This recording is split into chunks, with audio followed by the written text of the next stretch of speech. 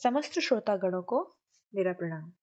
आज हम श्रीमद् भगवद गीता जी के प्रथम अध्याय के 17वें, 18वें एवं 19वें श्लोक का पाठन करेंगे। तो शुरू करते हैं। अभी यहाँ यह वर्णन चल रहा है कि दोनों सेनाओं की तरफ से शंखनाद किए जा रहे हैं और युद्ध का प्रारंभ करने हेतु जो विभिन्न प्रकार के वादक यंत्र होते हैं उन्हें बजाया जा रहा है। तो उसी तारतम्य में पिछले श्लोकों में, पिछले वीडियोस में हमने सुना कि कैसे किस महायोद्धा ने अपने किस शंख का अथवा किस वाद्य यंत्र का वादन किया।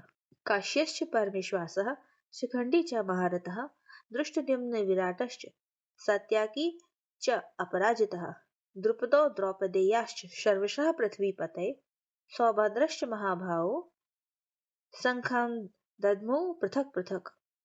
अर्थात श्रेष्ठ धनुष वाले काशीराज और महारथी शिखंडी तथा दृष्टद्युम्न एवं राजा विराट और अजय सत्याकी राजा द्रुपद और द्रौपदी के पांचों पुत्र तथा लंबी लंबी भुजाओं वाले सुभद्रा पुत्र अभिमन्यु, इन सभी ने सब ओर से अपने अपने शंख बजाए। महारथी शिखंडी बहुत शूरवीर थे। यह पहले जन्म में स्त्री थे और इस जन्म में भी राजा द्रुपद को पुत्री रूप से प्राप्त हुए थे। आगे चलकर यही शिखंडी स्थूणाकर्ण नामक यक्ष से पुरुषत्व प्राप्त करके पुरुष बने। भीष्म जी इन सब बातों को जानते थे और शिखंडी को स्त्री ही समझते थे। इस कारण वे इस पर बाण नहीं चलाते थे। अर्जुन ने युद्ध के समय इसी को आगे करके भीष्म जी पर बाण चलाए और उनको रथ से नीचे गिरा दिया। अर्जुन का पुत्र अभिमन्यु बहुत शूरवीर था। युद्ध के समय इन्होंने द्रोण निर्मित चक्रव्यूह में घुसकर अपने पराक्रम से बहुत से वीरों का संहार किया। अंत में कौरव सेना के 6 महारथियों ने इनको अन्याय पूर्वक घेर कर इन पर शस्त्र अस्त्र चलाए। दुशासन पुत्र के द्वारा सिर पर गदा का प्रहार होने से अभिमन्यु जी की मृत्यु हो गई। 19वां श्लोक है। सघोषो धातराष्ट्राणाम हृदयानि वेदार्यत नभश्च पृथ्वीं चैव तुमुलो व्यय अनुनादयन।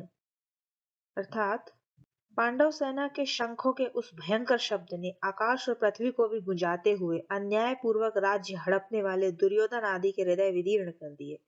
अर्थात जब पांडव सेना के विभिन्न शंख एक साथ बज उठे, विभिन्न वीरों के द्वारा उनके शंखों का जब वादन किया गया तब वह शंख ध्वनि इतनी विशाल, गहरी, ऊंची और भयंकर हुई कि उस ध्वनि से पृथ्वी और आकाश के बीच का भाग गूंज उठा।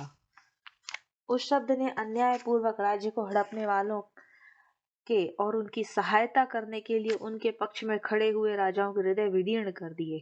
उस शंख ध्वनि ने कौरव सेना के हृदय में जो युद्ध का उत्साह था, बल था, उसे कमजोर कर दिया और उनके हृदय में पांडव सेना का भय उत्पन्न हो गया।